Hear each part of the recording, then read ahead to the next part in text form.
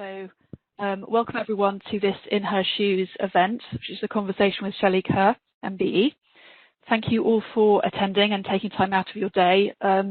Hopefully, we've scheduled this at lunchtime so that you can hopefully eat while you listen to Shelley's story. We're delighted to be speaking to Shelley today, Scottish national football manager and former player.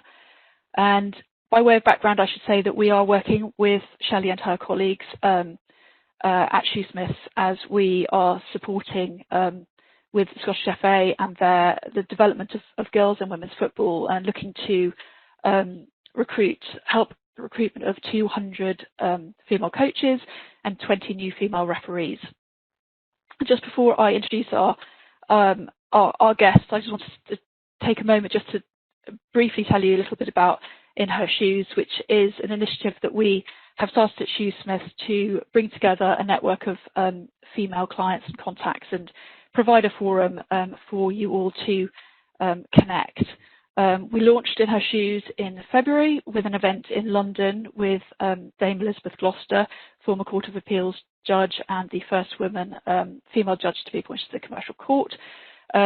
That inaugural event was a huge success, and we can see from the uptake of today's webinar that there's a great deal of interest in listening to our guest today. So we're obviously doing something right. And the upside, obviously, to having webinars, obviously it's a shame we can't get together in person, but we're unrestricted in terms of numbers, so we're welcoming a wide range of guests today across the country. We even had some sign up from abroad, which is fantastic.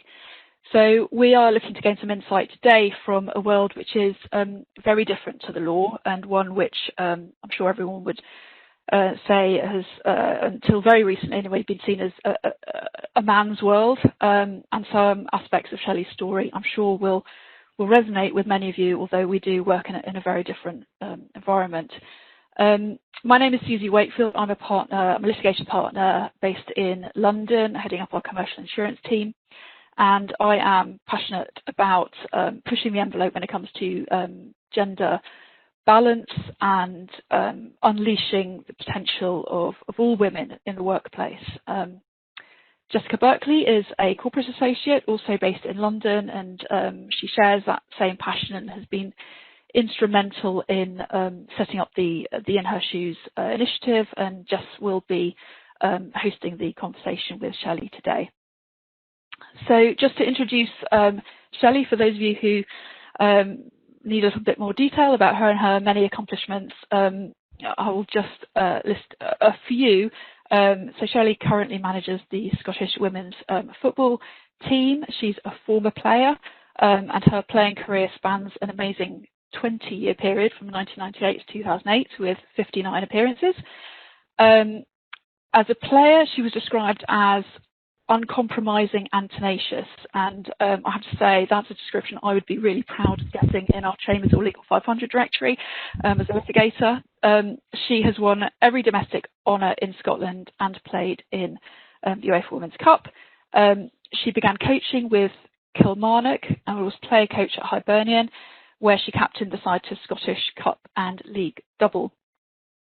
In 2010, Shelley worked with Scottish FA as Technical Development Programme Manager for the Under-19 squad, and in 2013 she was awarded her UEFA Pro licence, which led to a spell with Arsenal, and then Stirling University, where she was the first woman to manage a UK men's team at that level, and simultaneously earned a degree in sports management.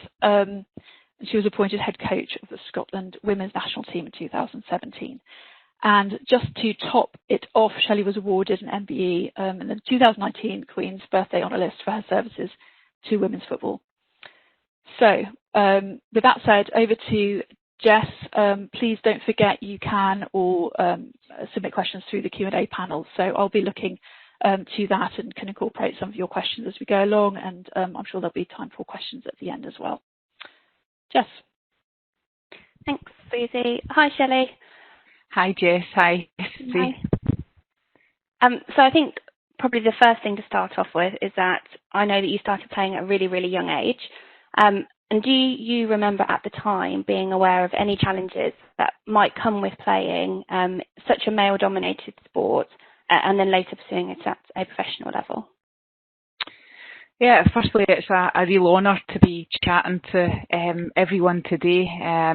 I think that you guys are certainly a benchmark in terms of, gender equality and where you're at. And I think, certainly football, when you're a female, we could learn a lot from your organisation. And, I want to say a huge thanks as well in terms of the sponsorship and the partnership that Shoesmiths have with the Scottish FA. So, but yeah, I mean, I make no apologies, I'm 51 years old, and I remember I developed a real passion for sport in general, but more so football. So from an early age, around about 3 or 4, I was the youngest in my family of 4 with 2 older brothers and an older sister. And, I developed a passion for playing football, but even from an early age, there was a stigma attached because football way back then, was deemed as a sport for men. And thankfully it has evolved. I still think there's a long way to go, but I guess from the ages of 5 and 6, when, I developed a real passion and you're learning the technique of playing the game, I was getting classed as a tomboy. And I knew from that very day that I would be different, I would have to be different, and I knew there was going to be many hurdles in my way. I guess for me, the passion that I had for my sport helped me develop characteristics from an early age. And I knew that if I wanted to play football, I would have to jump many hurdles along the way. And it's certainly how my performance journey has been all the way through. It's never been smooth. There's been many challenges, and it did start from an early age. Mm. And you talked there about it starting at an early age. If you were a young boy and playing and showing great promise at an early age, that would essentially be your job from an early age. But I know for a long time you also worked what we would consider a regular job alongside football. What sort of skills do you think that equipped you with in terms of succeeding with football later on?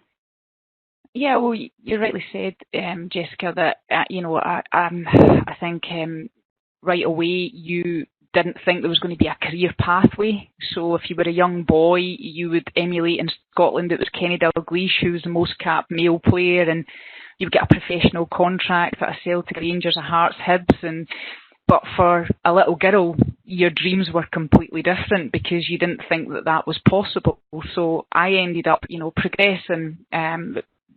Lots of stories to tell about my pathway in terms of, being the first girl playing for my primary team, then not being allowed to play when I went to secondary school. But I left school with no formal qualifications. I'd always came from a practical background, and I worked in a factory for 17 years. And, whilst working in the factory, I was still playing football. I then went on to have my daughter, who is 24 this week, and so I was juggling so many things. But I think there's so many transferable skills in other businesses that transfer across the sport. And I worked for a Japanese company called Mitsubishi Electric, and they were synonymous for VCRs, and I'm sure that a lot of the attendees on this virtual webinar are far too young to remember VCRs, but it was a high volume production line, and you had targets. It was a results driven business, similar to football. So the pressures were similar. You had targets, but the Japanese culture, I have to say, was fantastic for me because, for my 17 years, I started off as a production operator, and by the time I left, because they were all about internal promotions and developing people, so I left as a section manager responsible for a workforce of around 90 people and 3 high volume production lines. So the pressure was immense, but working for a Japanese company, they were very, very big on organisation, discipline, and being effective and efficient. And for me, those qualities are similar to what you do in football as well, and other businesses. You know, we all have to be efficient and effective in our workplaces. But for me, there was a whole learning curve. I learned about managing people.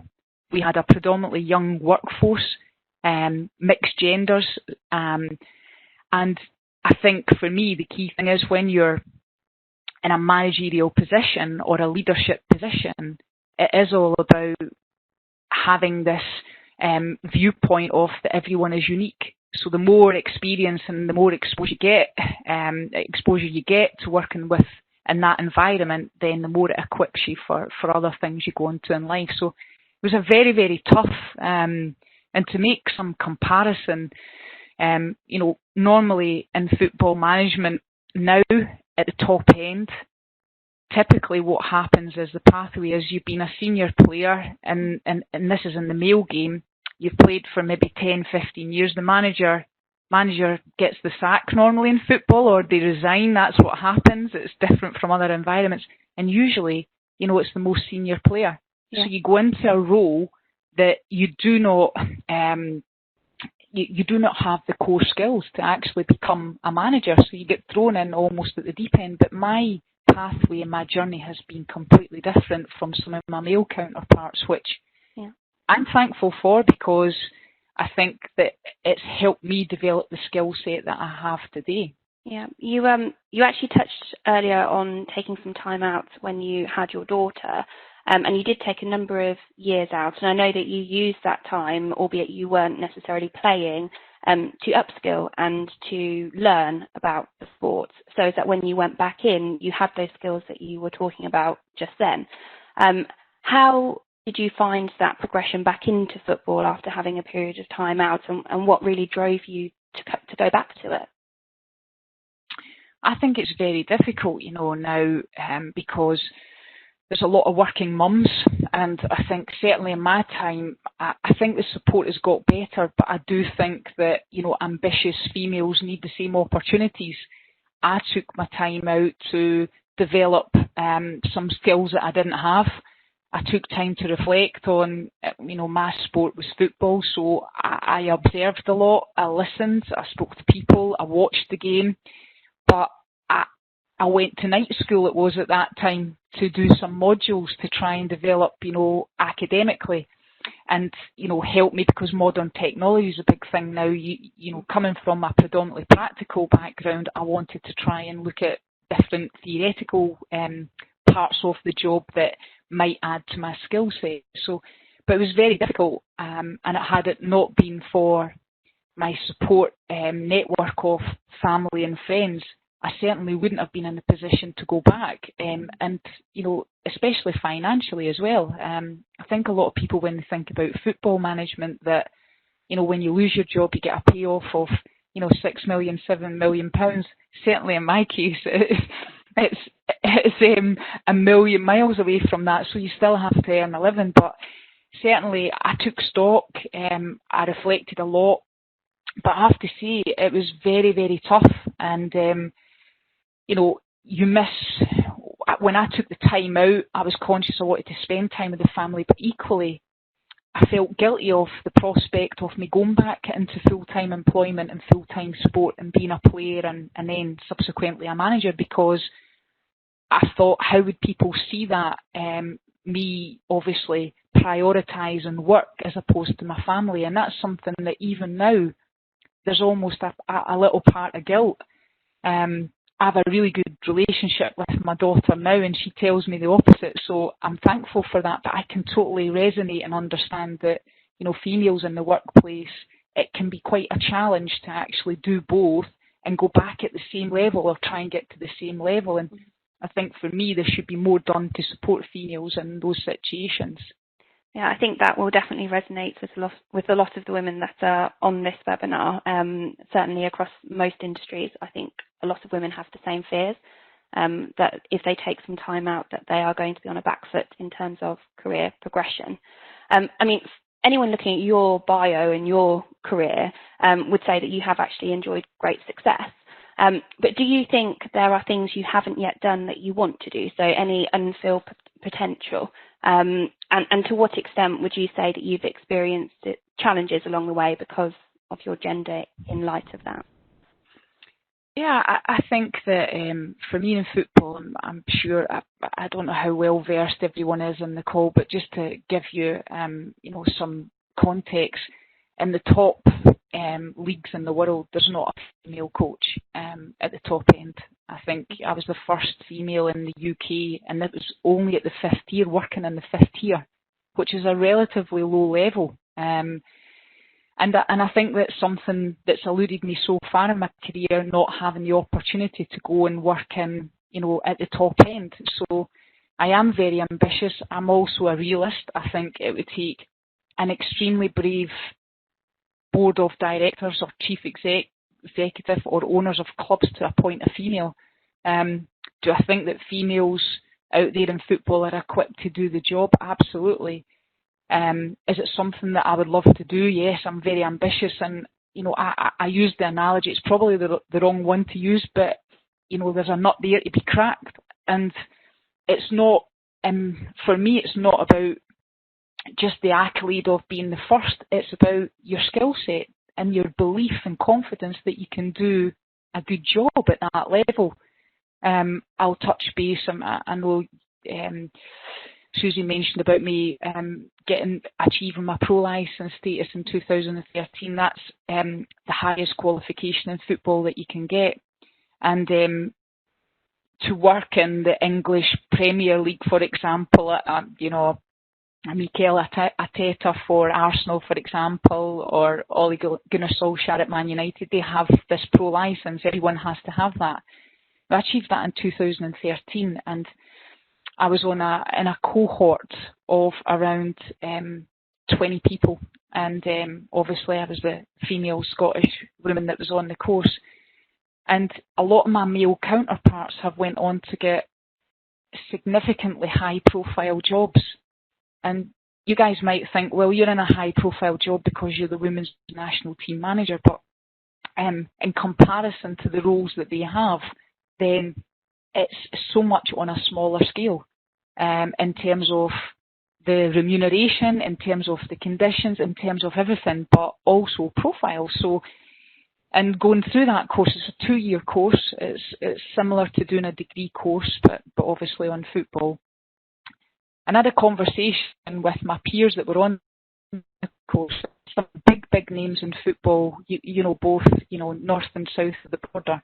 And I remember one night we were having a conversation, and I've always felt when I've went on these courses with, all males, that I have to do even better. Yeah. And it goes back to that 3-year-old little girl where she knew there was going to be a hurdle. Every single thing that, in football, I've always felt that there's been a hurdle. Some of them are high jumps, I have to say, but going back to the pro license, I had a conversation with my peers, and some of them actually said, we feel really bad because you're a woman, you might not get the same opportunities. And at that time, I was really, the determination, the resilience is always there for me. But that momentarily was like, why am I doing this? Why am I putting myself always out my comfort zone? Why am I trying to develop myself? Why am I going to university to do a master's degree at 46 years old to try and, even better at what I do? And then you have this perception of even people that are going through the course saying that, you're a really good coach on this course, you've been one of the best candidates, but yet I'm not in contention for the same job as what my male counterpart is. And in some ways, maybe even more qualified because of the academic experience, but also the high volume production line, 17 years in different working in football development. So all these different skills and different experiences, but yet I'm not going to be in the same interview process if one of these jobs comes up at a big club. Yeah. So that is quite hard to take, I think, no matter how confident you are in your own ability and your own skin and whatever else. Yeah. I mean, you're talking there essentially about processes and systems designed by men that benefit men. And I suppose that's one element of it. But certainly, I think there are things that men do particularly well that as women, it would be great if we could embrace that. So what do you think is something that your male peers do particularly well that you think that you and other women would be it would be a good idea for them to embrace? Personally, I think getting in the room to tell your story is a huge thing. That's the first thing. So getting the opportunity. When I was appointed at Stirling University as the men's head coach, all I wanted was the same opportunity. Mm-hmm. Get me an interview and I can tell my story. But I think in a lot of cases, we don't get that opportunity. But the second thing is that I think in general, men are overconfident and tell their story better. And maybe add to it. And I might be unkind there, but just in my experience, it's almost that they have the confidence to, sell their story, sell their vision a bit more than females. And I'm trying to be diplomatic here. I'm conscious that I'm speaking to lawyers, but I'm trying to be diplomatic. And, I think men in general are more blasé about their skill set. And, even if there's an element or some of the criteria that's set in a job spec that they think they can't do, they will convince whoever it is that they can do it. And I think that's something as females that, perhaps we could do better. And even when I think about working with male players and female players, there is a real air of confidence, even more confidence in male players than what there is in female players. So I think in general that is a trait that probably we need to develop as females and tell each other stories. I think there's a lot of good female role models out there, so we need to lean on those real role models to, pave the way for the future. I think, in some ways, certainly it has changed. Things have changed, certainly in my lifetime. I still think there's a long way to go, but by having real strong women in key positions, I think that can help our cause. Yeah. And I suppose this links to that actually, in terms of a previous role where you were, managing male players. How did you command respect from those players, from your team, and more broadly in the professional footballing environment? What do you do to command respect? I think firstly, I think, I mentioned about, your vision, your values, your characteristics. I mean, for me, reputation is what other people think of you. Your character is what you are. And I think it's getting an opportunity to obviously share that with people. But in any job, you have to have experience. You have to have the knowledge, the know-how and the expertise. So I'm confident that, as an individual, that I've spent a performance journey of 40 plus years in developing all that skill set. So get the opportunity to get on the pitch and then, be very, very structured. I mentioned earlier about discipline, organisation, but having a structure and a philosophy. Philosophy is the same in any business. You have a way of working and, a strategic plan. Strategic planning isn't isolated in other businesses, same in football. So I have a framework in how I coach. I have, I'm very process driven. I know that I am judged on outcomes and results, but I'm very process driven. So I think having a methodical approach to my coaching and trying to still educate in the same purpose, but coming across to allow people to know that you have the tactical awareness of football. And for me, as soon as you get on the pitch and you show your skill set, your experience, your tactical knowledge, technical knowledge in football, then really for me working with the men, it was instantly forgotten about my gender. Mm-hmm. But in some respects, it's about getting to that starting point and getting the opportunity to do that. So I never had any challenges from the players that I worked with, and subsequently other teams as well. There was a lot of respect, but it was respect that was well earned. And it had to be, because it's that way that in the back of my head, because there was such hype about the appointment, you're almost saying, I need to get results instantly, because if I don't, then this won't allow another organisation to appoint another female in the future. So you've got that on your shoulders, but you're equally saying, if I don't get a result, everyone is going to say this because she's a woman. Yeah. So in the back of your mind, again, I'm coming back to that 3-year-old.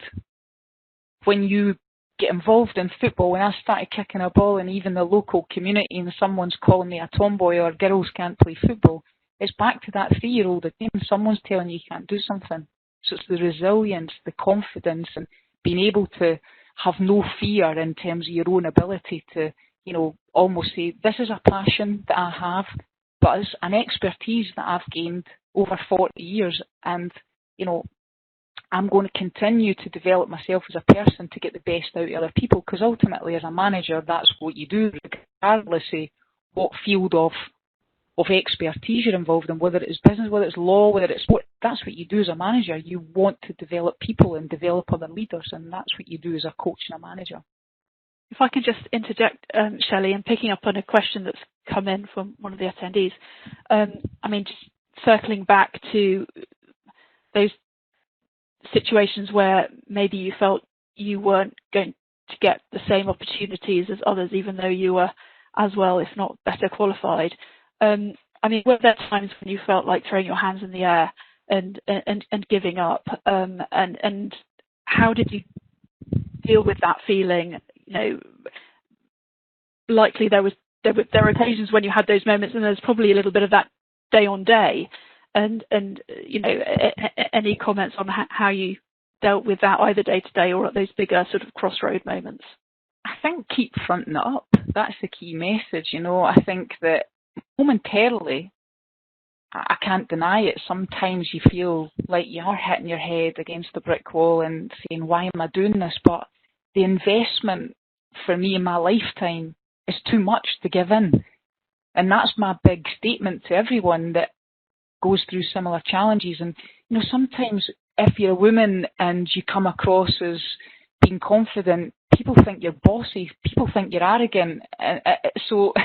But if it's a male that's doing that, then they're just confident in their own ability. But for me, it's about, I talk about, cracking that nut. It's then about kicking doors down, because that's how forceful you have to be to make things happen. And in my experiences and some of the challenges that I've faced, I've learned through experience now that there is battles to fight that you can win, and there's battles that are not worth fighting. But for me, it's the real dedication and inner desire to help other females, and first and foremost to help myself, because I am confident. I'm a confident individual in terms of what I do. I don't think anybody in this earth is the finished article. I think everyone has got scope to develop and get better. But it's almost like if you give in, you're giving up, and you cannot, pave the way for others in the future. So it's about resilience, your character, the determination, to keep on coming back for more. That's been my motto throughout my life. And I don't know if that's right or wrong. I'm not going to sit here and say that it's the right thing for me. And I feel that, to get to this point, I will continue to do it as long as, I'm involved in, a sport that is still predominantly all about males. And sorry, Jess, I'm just going to pick up a flurry of questions coming in. And what about sort of imposter syndrome? And you must have had moments where you just thought, despite sort of accumulating all those qualifications and everything, you still must have had moments where you just thought, as we all do, we're going to get found out. We can't be the real thing. I suppose you've in large part answered that already, but it's a good question. I think a lot of female lawyers and women across industries struggle, and men, to be fair. I think we don't realise how often men have that same feeling. But any comments on that? And the other question that is potentially related, but when it comes to confidence, when you're talking about being more confident and really, just putting yourself out there and not shying away. Any comments on how to, tread that tightrope between confidence and arrogance, and also, not to be criticised in attempting to be more confident? I think it's profile, it's education. I've found that working with males that have achieved a lot, certainly in my sport, football. So, when you work with someone that's achieved a lot and you work closely with them, they start to get a trust in your ability as a person, and then slowly but surely the message gets out that, yeah, you know what, this woman actually knows football inside out. She lives and breathes, football. She is analytical. She anticipates, and what's going to happen in terms of trends in the world of football. And so it's about surrounding yourself with the right people that can actually assist you in the process. And I think that's hugely, but the other side of that is you're in an environment, certainly in my environment, and I'm sure it's similar in law, you're saturated with people that have the same qualifications, that have the same skill set. So how do you set yourself apart? And do you know the biggest thing that I would say is about your personality? I talk about character. If you go, we're talking, you guys are all involved in law. Probably the best description I can give is if you have a male and female doctor who have been practicing for 10 years.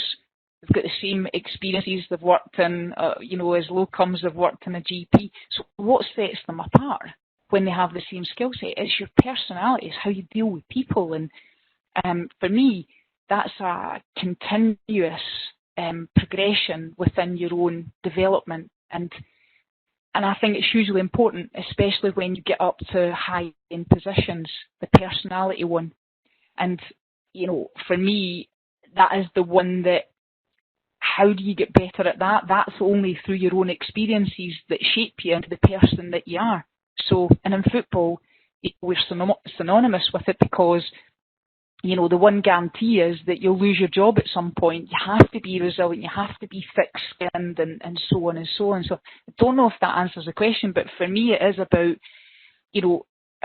and this, for me, I'm trying not to, separate me, because I have a really good working relationship with a lot of men in football, but there still is an element of me that thinks I can do that job and I can do it just as well as you can, but I guess the focus is for the here and now, and just focusing on yourself as an individual to try and develop as much as you can. And we can't control the decisions that other people make, but you can influence them and you can influence other people. And that is really, it's always at the forefront in my mind.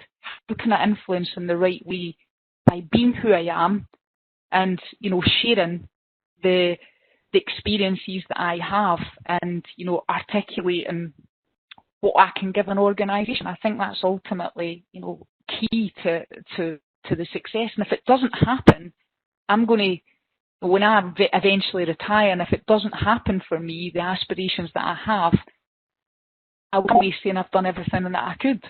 And that's all you can do as an individual. I think you've talked at great length about, kicking doors down and pushing really hard and paving the way for, other women to come through the same route that you have.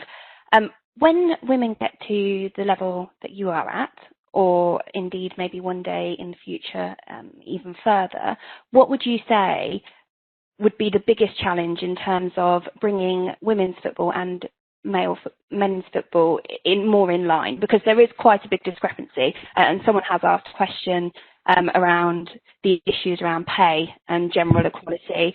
Actually, someone has said, do you see the USA ladies football team as a bit of a beacon of light on the global stage in terms of actually getting that message out there? And just where do you stand on those sorts of discrepancies within the profession?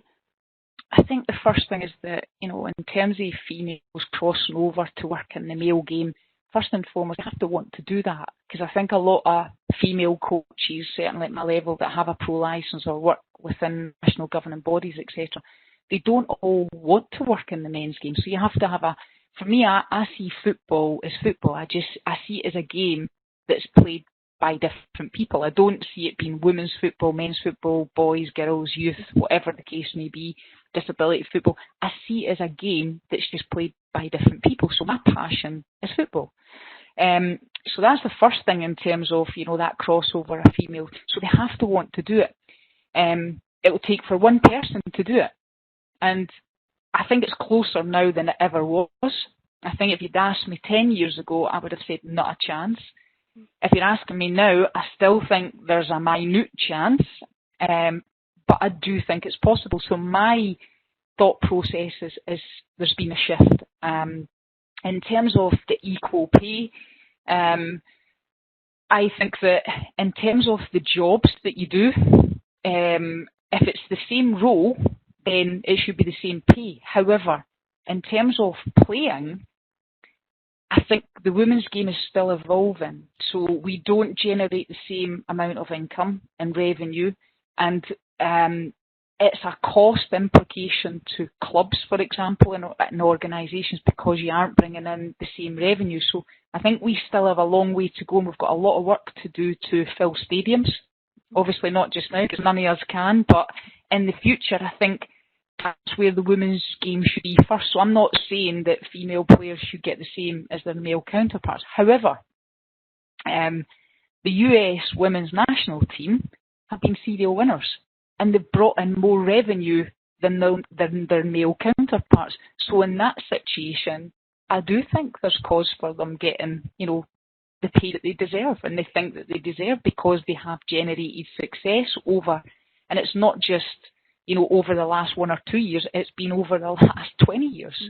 They've been successful. So I think that case is an isolated case. It's a little bit different.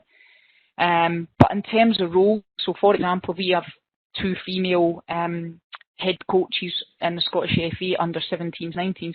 That should definitely be standardised pay from their male counterparts, because they do the same role. I don't see that as being, it should be any different. Yeah, thanks, Shelley. I think people would probably be quite curious to know that if there is anything across your career to date that if you could go back and change and do differently, would you, with the benefits of hindsight? Oh, wow, that's a tough one. Do you know what? I think as a manager, as a player, I'm happy. I think that it's great now that there's more exposure to women's football, and now, a little girl that starts off the same as, a Shelley Kerr back then, she can see that she can be a professional footballer, and I think that's fantastic. Would I want to change my life from the little girl that grew up in a local community that, plied her trade and had to fight all these battles?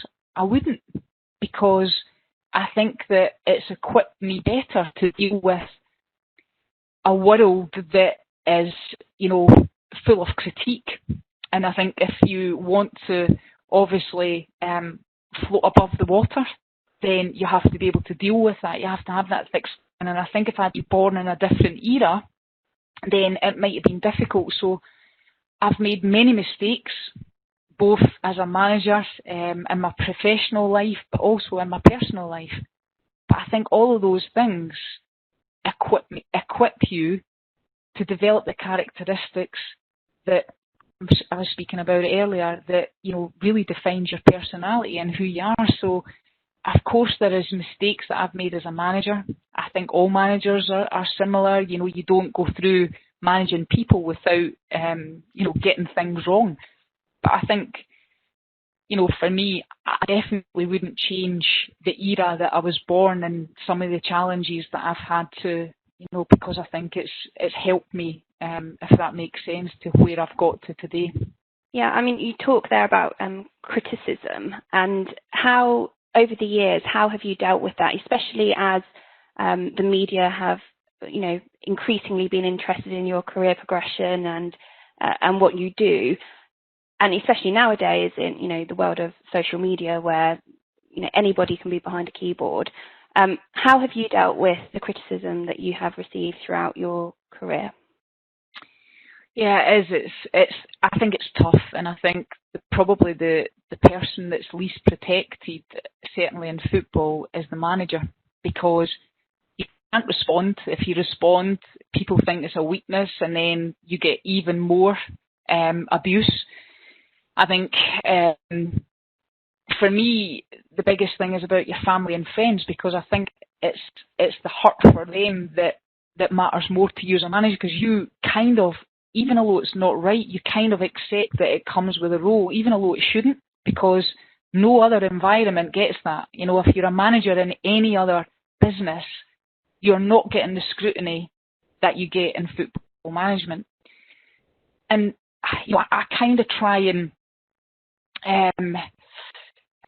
you know, I look at it separately, because I look and think of football, you know, is about the supporters, and they all have an opinion because they're emotionally attached to a club. But unfortunately for us as managers, you know, you multiply that by thousands of people, and you know, so when the team doesn't perform or doesn't result that the spectators, you're going to get abuse, and that's hard. I find I still keep physically fit, so I go to the gym, I walk, I run, and I try and protect the family a bit. And I think ultimately, you know, they keep me as Shelley, as in the daughter, the mum, the auntie, the cousin, whatever the case may be. And so when I come in my front door and I'm in my house, I'm that person. But equally, the other person, I have to try and turn the volume down of the distractions, because I think if you're to look too far into it, then it would be extremely difficult. It's not easy, but I do try and switch off in other ways and try not. I think I can always provide a rationale for all the decisions that I make. People might not agree with them, but ultimately I can sleep better at night knowing that I've done everything for a reason, and it's been, you know, I've got the skill set, I've got the confidence that I'm doing the right things, and ultimately that's really important to me. You can't just say I'm making this decision because I want to. If you provide the answer and the solution and why you've done it, then I think that absolutely helps. Yeah, I mean, I think that is a really good tip, actually. And in terms of tips, I guess, are there any more that you have in terms of succeeding in a professional, especially male-dominated environment as a woman? I think just keep on developing. Have a good support network around you. Keep on developing yourself. Be one step ahead of the game. And a wise old woman told me and I will say old, because it's referring to my mum, and I'm sure she wouldn't mind. But she always says to me, never say no to things that make you feel uncomfortable in terms of in your working life, because it will always improve you. You might feel apprehensive about it, you might feel anxious, but the more you do it and the more you subject yourself to it, then the easier it will become. So try and any challenges that come your way, embrace them, and it will always stand you in good stead. And it's something that's always, even now, people think, I do a lot of public speaking, and people think, oh, you know, you do public speaking. I actually get really anxious about it, but people would never know. And even yet, when I speak in front of an audience, you know, before I do it, I'm thinking, oh, I'm going to speak to, you know, 100 lawyers. Wow, I'm a useless little girl from a small community that left school with no qualifications. But actually do it, because just something in your story might be able to help one individual. And if you can do that, then you've done something good in life. That's the way I look at it. So, yeah. You spoke there briefly about your mother. I think a lot of us probably would name our mothers as one of our role models. Are there any other obvious role models for you, men or women, who, you know, have really helped guide you and champion you along the way? Yeah, I mean lots. My mum, obviously, but I think I read something the other week. I was reading a book. I'm into reading. I read a lot, it was about Billie Jean King, and she said something that really resonates with me, and it was her take on being obviously high-profile athlete, and the stigma that was attached then when she was top tennis player. And she said one thing that really resonates with me. She saw pressure as a privilege. She felt that being in a pressurised situation was a privilege because not a lot of people get to be in that situation. And I thought, wow. And so, yeah, I mean, when I was a young kid, the role models were mostly male because female role models weren't visible. But thankfully now we have got some brilliant leaders. I know even in Scotland, whatever party you vote for, politics, I'm not going to touch on politics, but we've got a female leader of the country. We have got chief executives that are running football clubs. I look at you guys who are shining a light in law in terms of how your business operates. So for me, it's about sharing the stories as much as possible, whether you're in a sporting environment or business, and that's so important. But there's been many people, and even now I try to have mentors. So when I was still in university, I have my supervisor going through my dissertation and lecturers that I still keep in contact with. I use a psychologist, a sports psychologist, who gives me an impartial viewpoint. I have friends that will tell me things how they see it, and I think it's so important because it always keeps you grounded, and you can never surround yourself with enough, people that are not just going to tell you what you want to hear, but are friends throughout life, and that can keep you grounded in everything that you do. Yeah, you mentioned when we spoke the other day about, you just reminded me actually that the dissertation subject that you chose when you were doing your master's, and that would actually, I mean, when I was reflecting on our conversation, I did think how genius it was to pick the subject that you picked. And I do think sometimes there are times when we can help ourselves, just be a bit more savvy. Obviously, mentors and champions are really important, but why don't you just share what you chose your dissertation subject, because I think it is a canny one.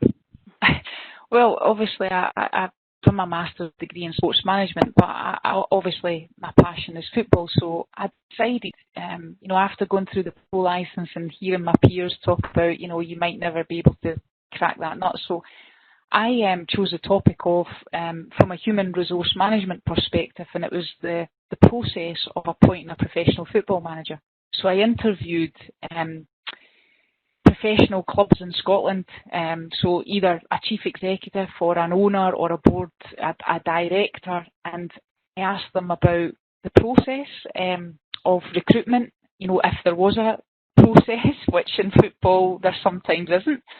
I then was able to, through the usual format of some of the questioning, I then, after the whole process, came out with a job spec for the manager, but also was able to do a bit of networking with these people to, find out what category and what skill set they were looking in a manager. And when I came up with this job spec and the criteria, it was quite amazing how many boxes that I ticked. And, when you look at even age category, the skill set, the experience, dealing with the media, dealing with finance, because, like I said earlier, a lot of my male counterparts have come predominantly from a playing environment and have never worked a budget in their life, have never, been on a management course in terms of dealing with people, and so they haven't done research, they haven't looked at how to put a strategy together. So it was a very, very interesting process for me, and it helped me a lot to understand the thought process of the people that are making decisions. So it was really good and very worthwhile. We've had one comment back already saying that's genius. Yes, I think that it was a very smart thing to do. What about? I mean, what's next for you? What do you think of in terms of future steps? I mean, you got many more years ahead of you, and the opportunity to really continue to pave the way for others. And I mean, it's a difficult thing to speak about when you don't know quite where it's going. But I mean, have you got thoughts about what your aspirations are for the future? Yeah, I mean, I've never hidden the fact that I'm very ambitious, and you know, when I took the role as national team head coach, it was a real honour for me. I imagine that little girl, you know, wanting to play for their country and getting the opportunity to lead them out at a World Cup. It's been fantastic, but I think, you know, who knows what the future holds. I really would like to work at the highest level. I think eventually I could potentially see me working as a performance director or a sporting director at a big club. I think, again, there's a role for a female to go in there, especially knowing all the different facets of football and how it operates from, you know, from a theoretical perspective and practical. If I wasn't involved in football, and I'm not just saying this, I would love to have been a lawyer. I think I've missed the boat, and I think I'm just going to stick with football, but I'm really envious because I think it's a fantastic career. So yeah, I've watched a lot of law programs. I know it's not quite like on the TV, but I'm very envious of you guys in terms of the role that you have. But yeah, I mean, who knows? I would love to be in a position where, because I see management all about helping people. I love, you know, the thought of being able to go in and look at infrastructure and make changes, and you know, which helps a team perform. So eventually I can see myself maybe going down that route. But who knows if a female will get the opportunity to do that role. You know, people will say, do you want to go down that role because you think you won't get a role as a manager at a club, so you go down the sporting director? But I genuinely have a passion for that role as well, so who knows? Oh, that's great. Well, I mean, I think, well, first of all, it's just like the TV being just like it's portrayed on TV, just like that, every day. And but obviously, I mean, I think role models is so important, and obviously, what you're doing today is part of that, and very important, you know, for us to help, you know, I think, put other women on the stage. And you know, you've got that opportunity, we've all got that opportunity, and that's part of what, you know, today is about, and what we're looking to do within InHerShoos. So really big thank you for coming along today, Shelley, and speaking to us. It's really fascinating. We've obviously had the benefit of hearing some of your stories before, but I'm sure I can tell you, because we've had very few participants dropping off the call as they're munching away on their lunch. Obviously, quite riveted to hear what you have to say. So hopefully we have managed to ask you a number of the questions that have come through. Apologies if I haven't managed to catch them all. But huge apologies from us, Shelley. Really appreciate you joining us. And Jess, unless you have any final comments, conscious that people might be needing to jump on calls at past, so I just don't really want to run over. But let me just see if we've got any final questions. That last comment: what an incredibly inspirational lady. Thank you so much for taking the time out to demonstrate to all of us that anything is achievable as a female. So I think that's a nice way to wrap it up. Yeah. Thank you very much. Thank you for attending, everyone, and please do look out for future InHerShoos events.